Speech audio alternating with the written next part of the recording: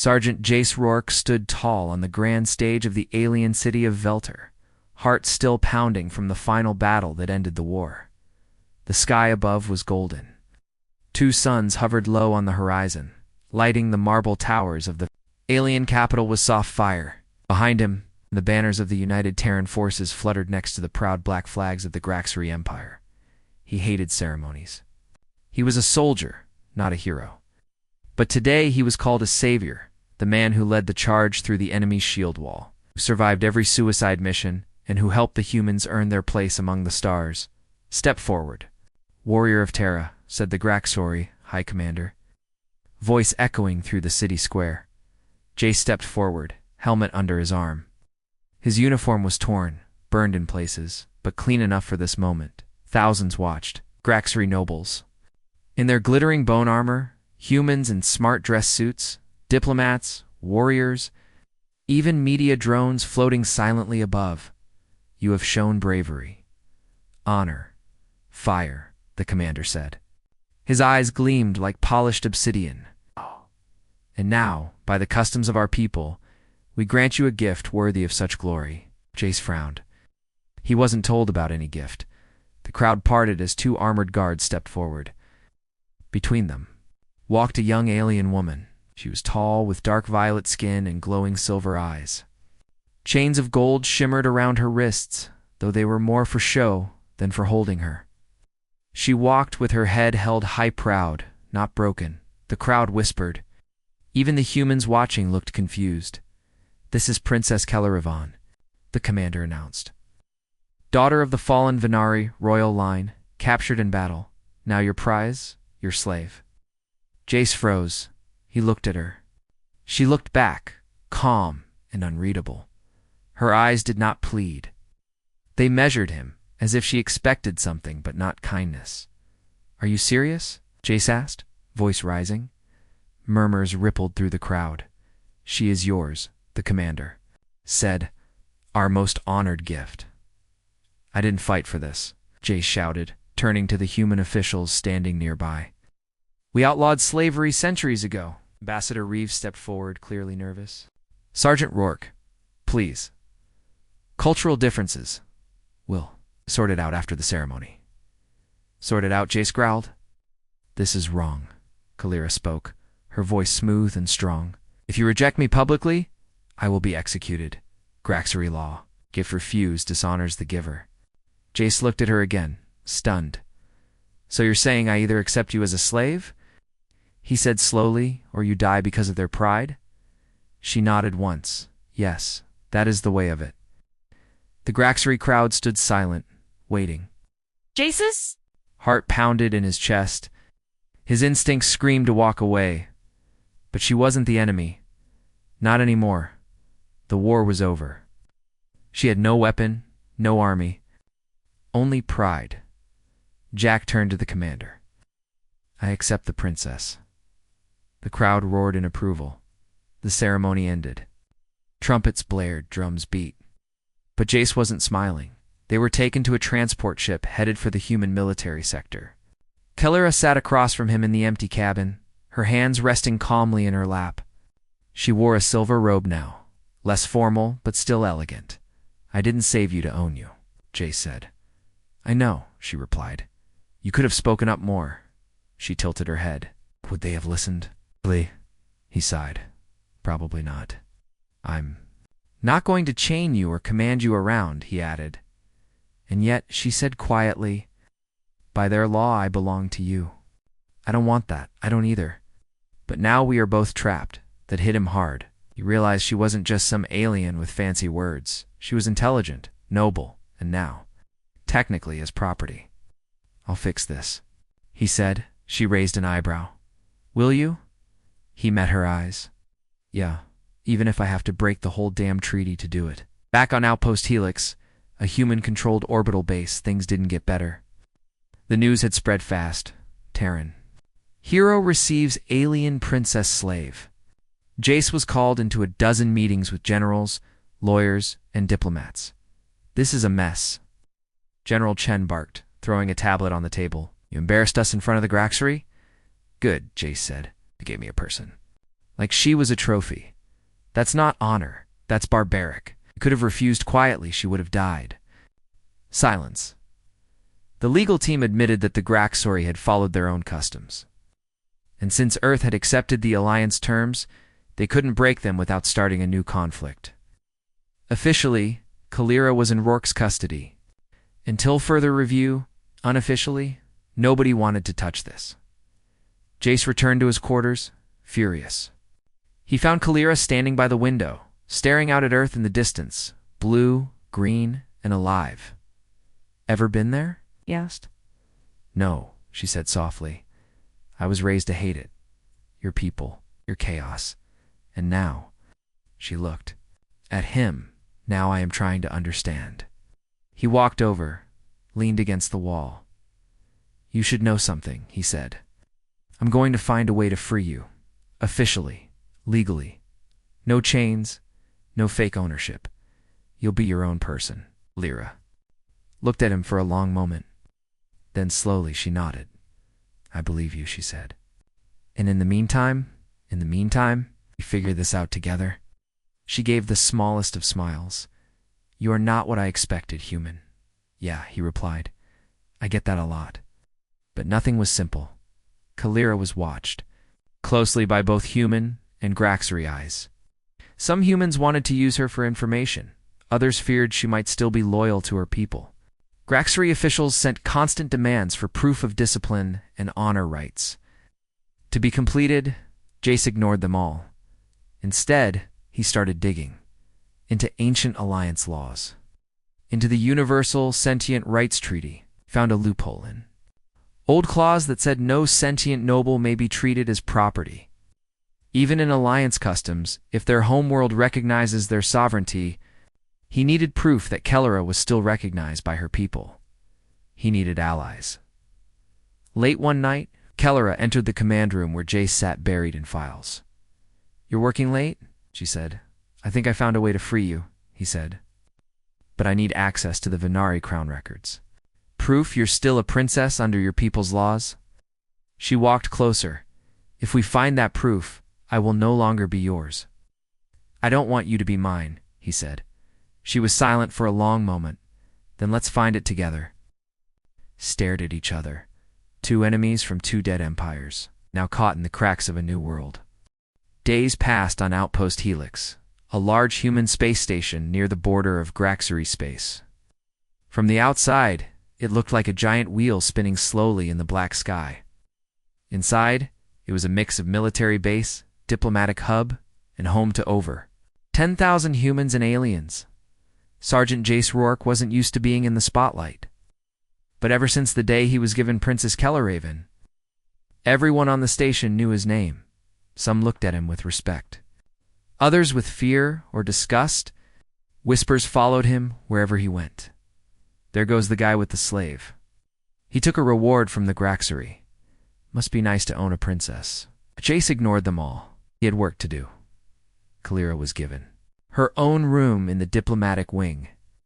It had no guards, no locks, but still, she was watched. Cameras followed her every step. Soldiers and diplomats kept their distance. She noticed how they stared at her, some with curiosity, others with hate. She sat in silence most days, studying human culture through digital archives. Their art, their wars, their history.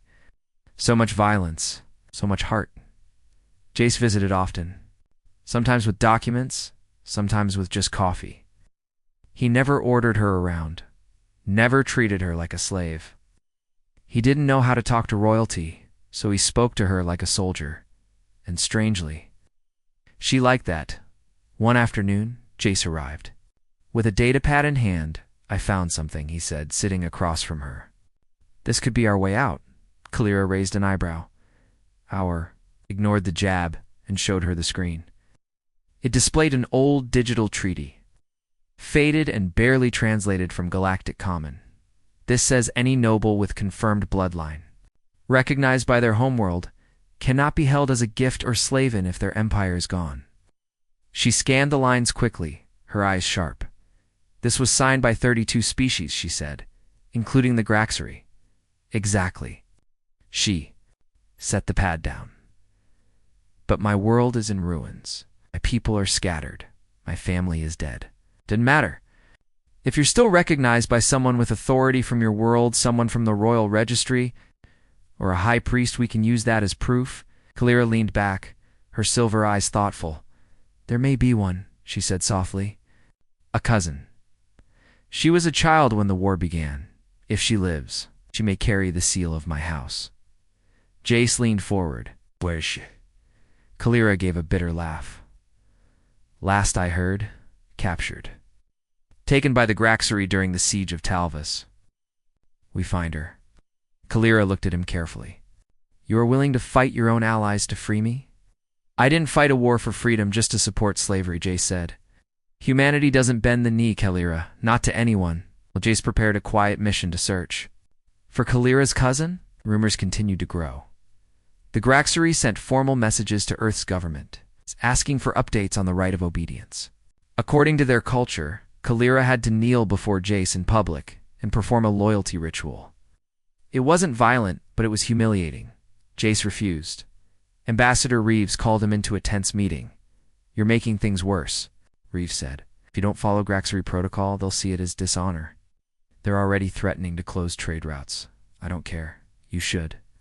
Earth isn't strong enough to stand alone yet. We need the Graxery. Slammed his fist on the table. So we sell our values for their support? We let them parade a living person like a pet? That's not peace, that's surrender, Reeves sighed.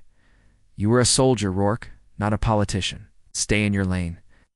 I was a soldier, Jace said, standing.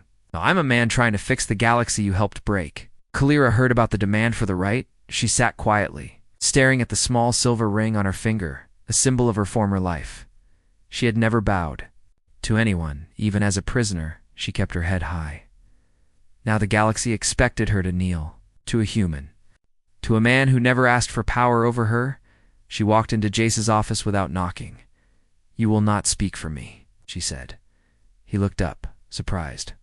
I wasn't planning to. Then I will speak for myself. He nodded. Are you thinking I will face them?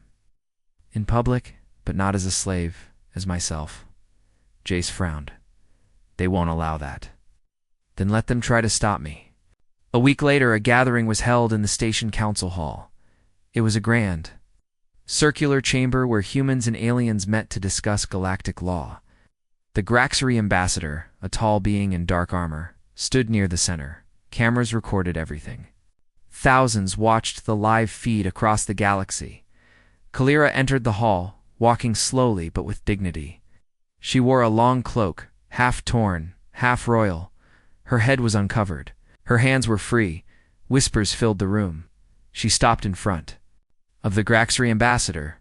I am Princess Kelleraven of the Venari Ascendancy, she said loudly. You claim to gift me as a slave. But I do not belong to you. I do not belong to him. She turned to Jace, and he never asked me to.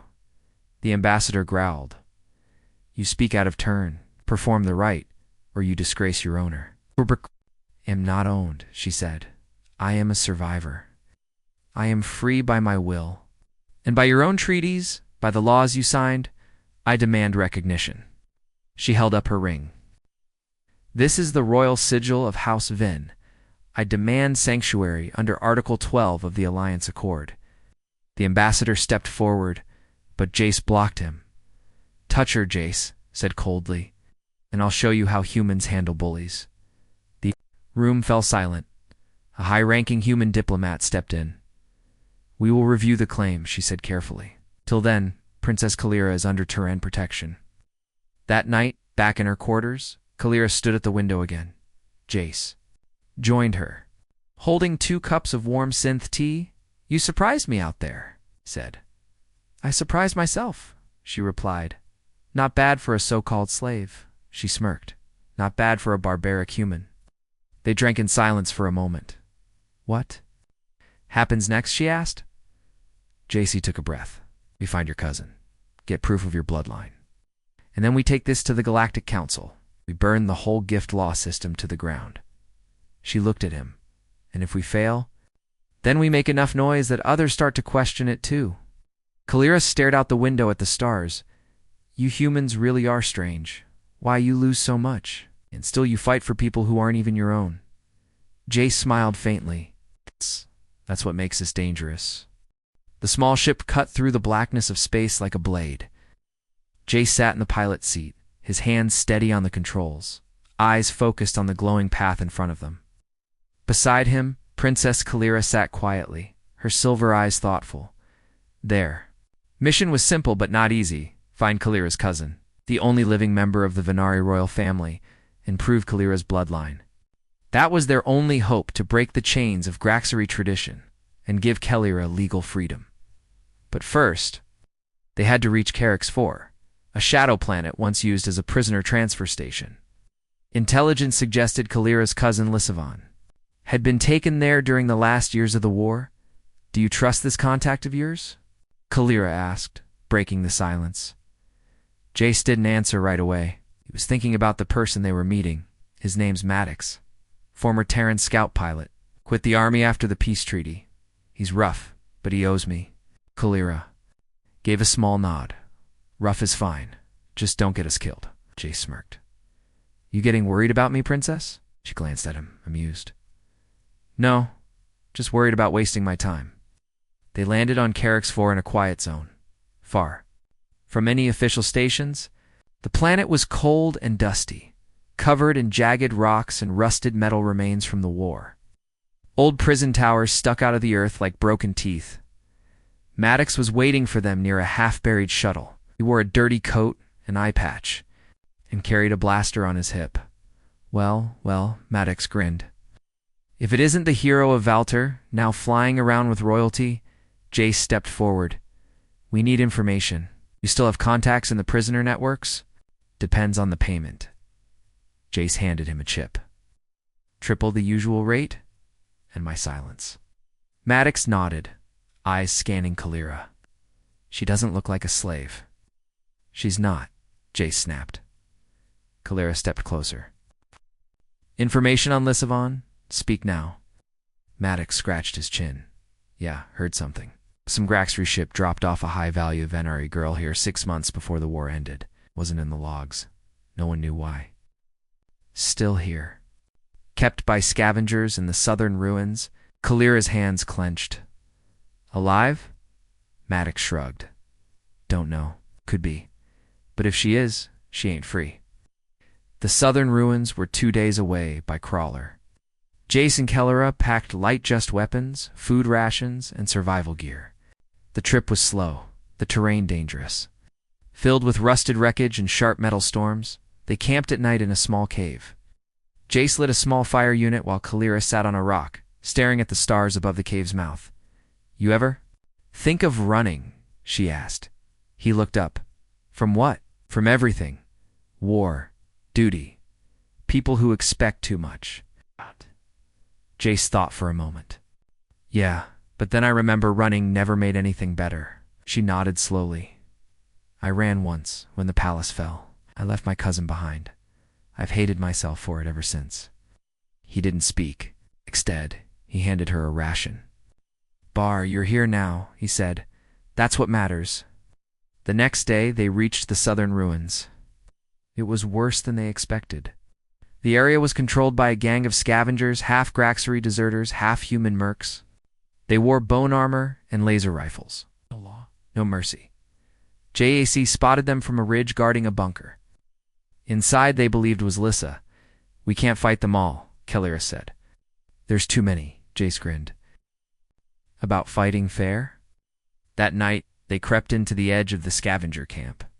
Jace used his stealth cloak to sneak past guards while Kalira created a small distraction by jamming their sensors.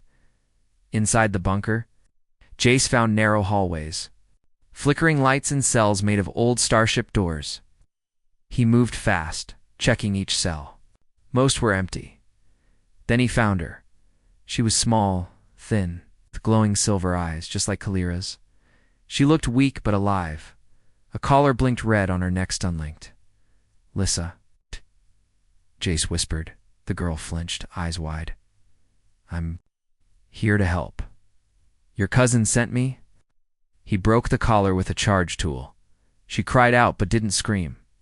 Jace lifted her carefully. As he turned to leave, the alarm blared. Kalira's voice came through the cum. They saw me. I'll draw them away. Go. No, he said. We stick to the plan. There's no plan if we die. Go. Kalira ran through the ruins, firing blasts behind her. Scavengers chased her, shouting, cursing. Her heart pounded. Her cloak burned from a near hit, but she kept running. She ran not for herself, but for her cousin. Jace reached the edge of the ridge with Lissa in his arms. A crawler waited, placed her inside, then turned back. Kalira wasn't there. Damn. He growled. He grabbed his rifle and ran back into the ruins.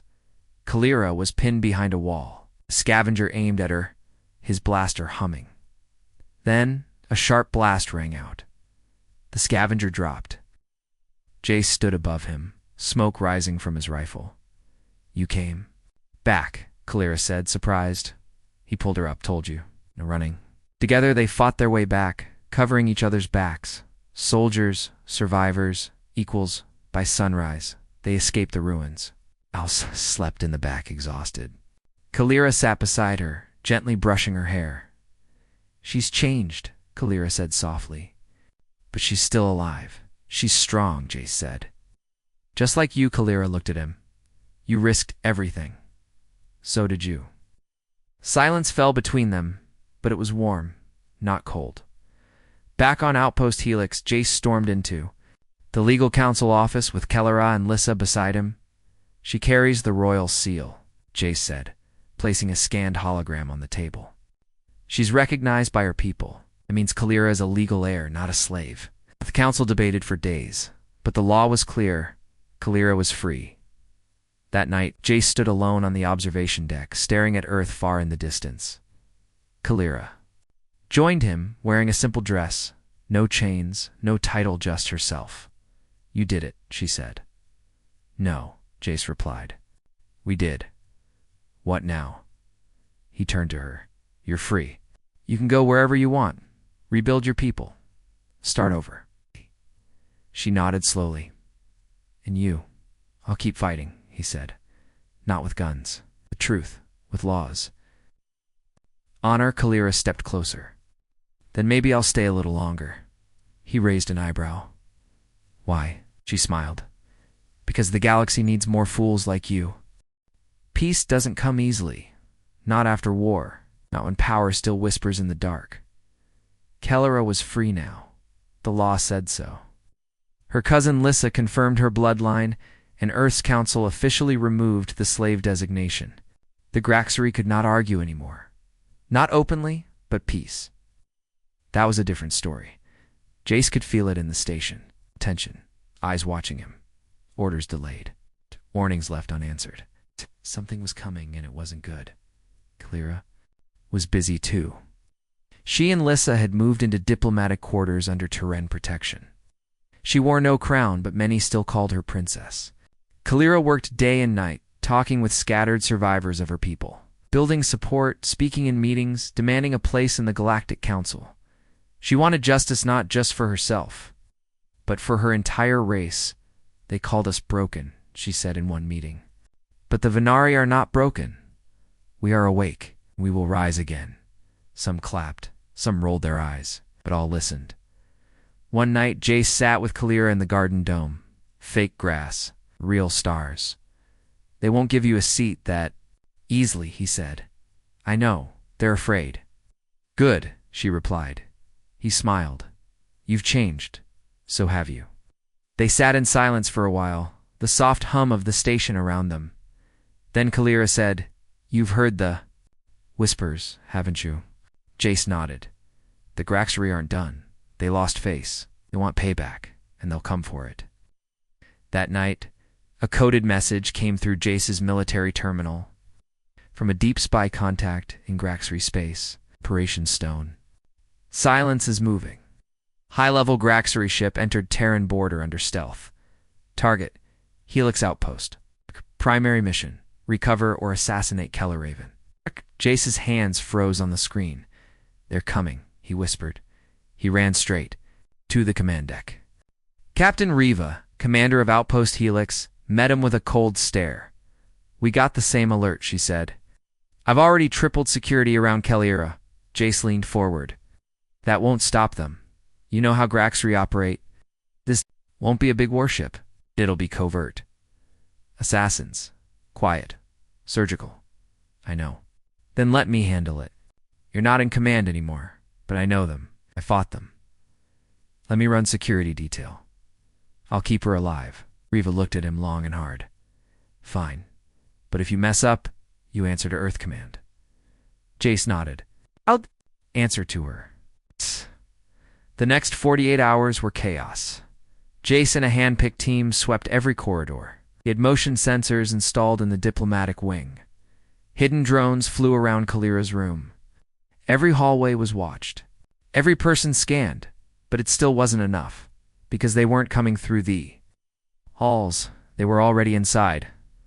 It happened on the third night. Jace stood outside Kalira's quarters, running checks with his team, when the lights flickered. Once, twice, a station-wide power dip. Then a comm unit crackled to life. We've got movement in the medical deck, came a voice. Security drones are down, multiple bodies. Jace's heart sank. They're using the old vents, he said. They bypassed us. He sprinted down the hall, 2 soldiers behind him. Kelliera was in danger. Inside her quarters, Kelliera was reading an old human history book. She liked learning about Earth's revolutions, how people fought tyrants. She saw herself in their struggle. Then, she heard the sound, a whisper, a hiss. She looked up. The wall panel was open. A tall figure stepped out. Body covered in black armor, glowing red eyes behind a mask. Kalira stood, heart pounding. You're not supposed to be here, she said. Voice steady. The assassin raised a blade. Kelliera grabbed the shock rod Jace had given her. I may not be a soldier, but I'm still a Venery. The assassin lunged. Jace reached the door just as it blew open. The blast threw him back. Coughed, ears ringing.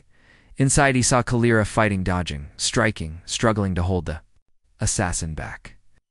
Her moves were fast, elegant, but untrained. The assassin knocked her down, blade high. No. Jace roared. He fired 3 shots. One hit, the assassin stumbled. JAC tackled him. He rolled across the floor, trading blows. The assassin's armor was tough. Jack pulled a knife from his boot and jammed it under the mask. The Grisari gurgled, then dropped. It was over. Kalira sat up, breath heavy, blood on her arm. You're late, she said, shaking slightly. You're welcome, Jace replied, offering his hand. She took it. The attack sent shockwaves through the galaxied Earth. Filed a formal complaint. The Graxry denied involvement. Rogue agents, they claimed. It's not sanctioned. But everyone knew the truth. This wasn't about politics anymore. It was personal in the weeks that followed. Security tightened. More people came to Kalira's side. Humans, other exiled species, small voices rising together. Kalira was no longer just a freed slave. She was a symbol one morning. She stood before the Galactic Council diplomats from over 50 species watching her. I was a gift, a prisoner in silk. But I broke that chain. With human help. With truth. And now I say this. No more chains for anyone. Her voice was steady, strong. No empire has the right to own another. No race, no flag, no crown. She looked to Jace. In the gallery, freedom is not given. It is taken. After the speech, Jace found her on the balcony. You shook them, he said. I meant every word. What if they don't listen? Kalira smiled faintly. Then I'll keep speaking. Until they do, Jace nodded. I'm with you. All the way. She turned to him, eyes soft. I know. That night, a quiet message was sent from Kalira's quarters to dozens of exile groups across space. There is still hope. Stand up. Speak. The stars belong to all of us. And from the dark corners of the galaxy, the stars began to listen. A storm was coming. Kalira could feel it in the way people stared at her when she walked down the halls of Outpost Helix. Some with admiration. Others with fear. Her speech at the Galactic Council had shaken the system. Her words spread across Planets and colonies passed like fire from one rebel to another. The weak now had a voice, and the strong were angry. The Graxery Empire had lost too much. First the war, then their pride. Now they were losing control, and when empires are cornered, they bite. Jace knew war was close. The attack on Calera had not been the last. Small skirmishes were happening on distant borders. Graxery ships patrolling too close to human stations. Communication jammers disrupting council meetings. The galaxy was slipping again toward chaos. "We can't hold the peace like this," said Captain Riva during the security briefing. "It was never peace," Jace replied. "Just a pause. Then prepare your people," she said. "Because the pause is ending." Calera was no longer a quiet voice in the shadows. She now stood at the front of a movement. She had created the Unity Front, a growing alliance of small species, exile groups, and freed slaves. Some were diplomats, others were fighters, all wanted the same thing: justice. In 1 week, they were hosting the first Unity Summiton, a neutral station called Nexus. Prime Calera was chosen to speak as the representative of the free voices, but everyone knew what that really meant. She would be the face of resistance. On the day of their departure, Jace met Calera in the hangar. "You sure about this?" He asked. She was wearing silver armor, not for battle, but for honor, simple, beautiful, her long white hair tied back. "I was a slave, Jace. I lived in silence. I won't be silent again." He looked at her, his expression serious. "If something happens," she cut him off gently. "You'll be there." He nodded. "Always." They reached Nexus Prime 3 days later. The station was larger than any city on Earth. Bright towers floated in zero-gravity rings. Thousands of ships docked. From across the galaxy, old enemies, former allies, strangers all gathered here. Inside the summit hall, the tension was heavy. The Graxori sent delegates, cold and sharp in black uniforms.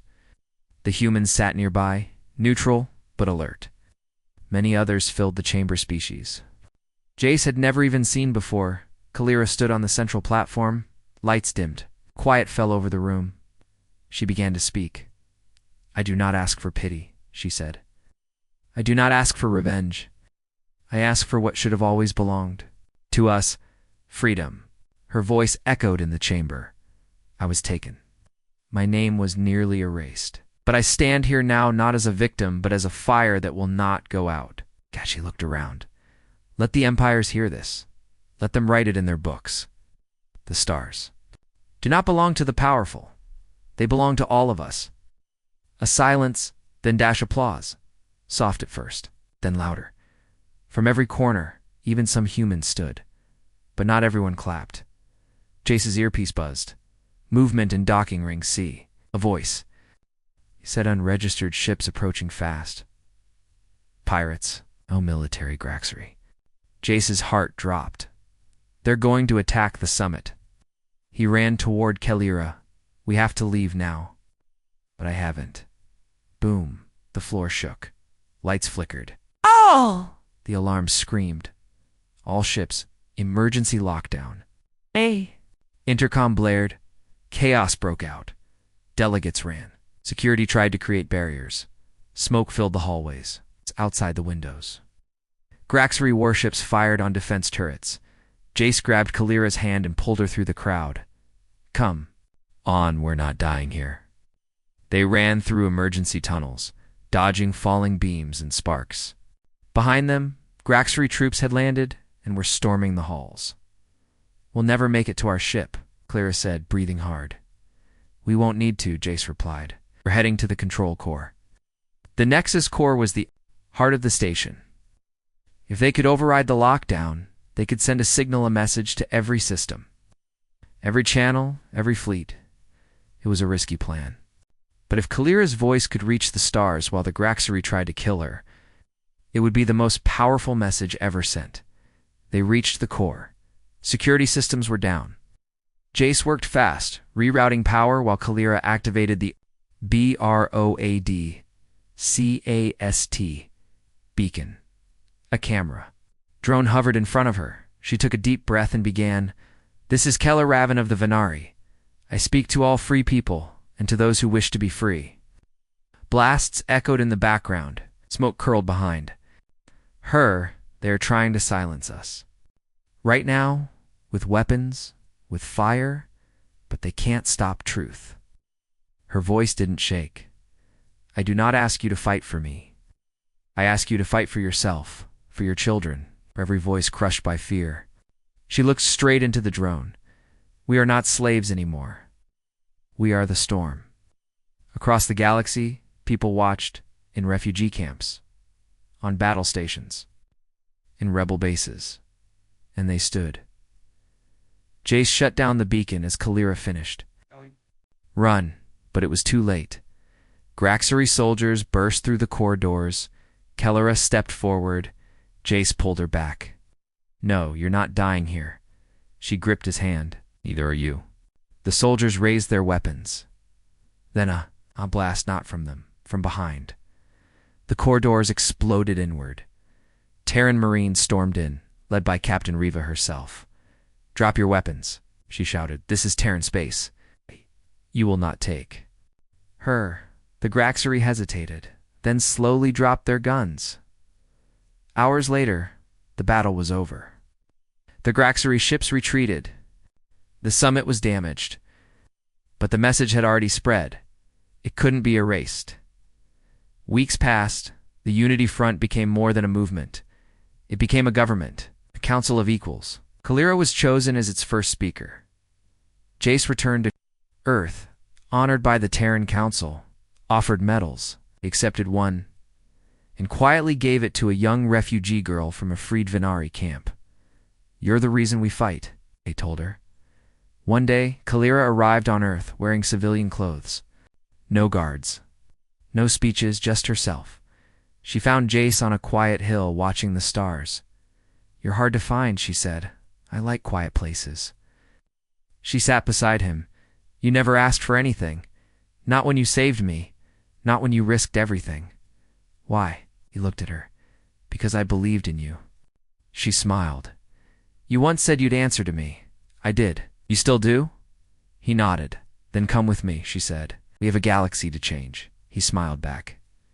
I thought you'd never ask. As they stood together under the stars, no crowns, no chains, just hope the galaxy began to turn. Not with noise, but with voices. Free voices.